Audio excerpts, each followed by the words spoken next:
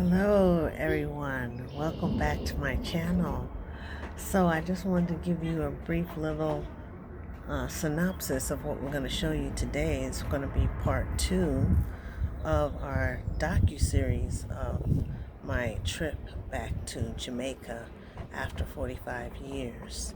We're going to take you on a little history journey.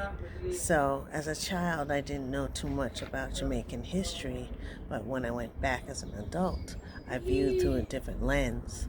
And so I want to take you on this trip, a little bit of Jamaican history, the real side of Jamaica.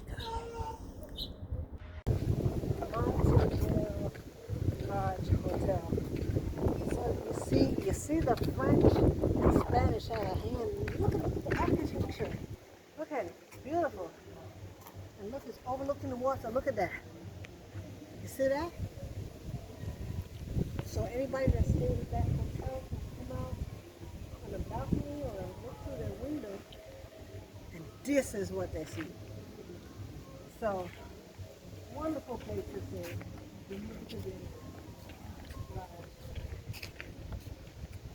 So you see, it's well kept and still preserving the history and architecture of that time. Oh yeah. Woo.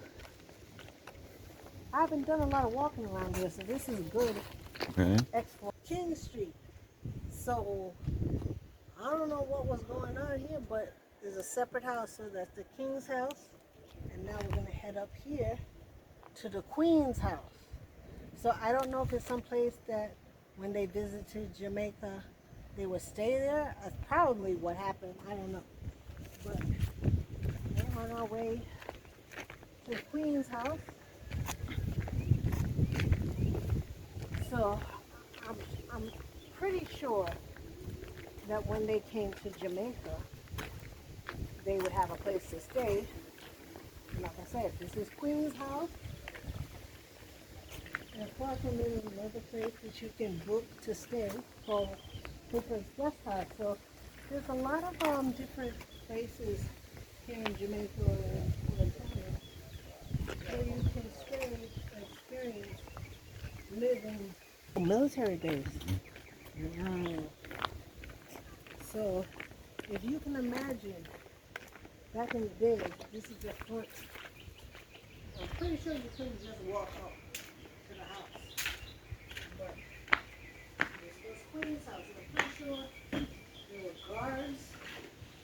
I'm pretty sure she would sit out here sometimes and just watch some of the military exercises that they were doing over there. I don't know. But just look at the piece. Look at all. Especially brown skin. Slaves, if you got that close to the Queen's house, it was because you were serving the Queen. Otherwise, you couldn't get anywhere near her. So a little bit of Jamaican history that I'm educating you on, but that I'm learning also. Because as a child, you don't learn these things. But as an adult, you do.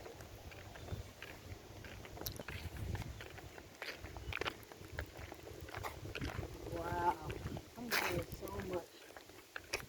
So, this is Titchfield School. I'm just going to say school because American structure of middle schools or high schools is different than in Jamaica. So I don't know of how they structure it in Jamaica. But it's the Titchfield School. It was named after the man that owned all this land. So I don't know what grades. So that's all I can say is Titchfield School. That's all I'm going to say. Figure it out later. So it's wonderful. Because look, it's right on the water. I wish you could get it, but this school is right on the water. How many people go to school where you're right on the water? You see the water right there. I mean, you can't get this in the States. Not at all. And I'm sure a lot of the children that went here They play and romp and they learn. But being by the water is normal. But it's a high school. Remember I said Teachfield School? Look at that there. Because I didn't know what it was. 1786 is when this school was erected. 1786. That's crazy. See it right there? That's crazy. Can you imagine what life was like back in 1786? I'm sure that only the elite people were allowed to go to this school. Not anybody could just go to this school. This is elite. Look at the symbols. Look at the symbol of the school. And look up what that Latin term means. I don't know what that means. Virtue et. I can't even pronounce it. But I want to look that up. I wanted to have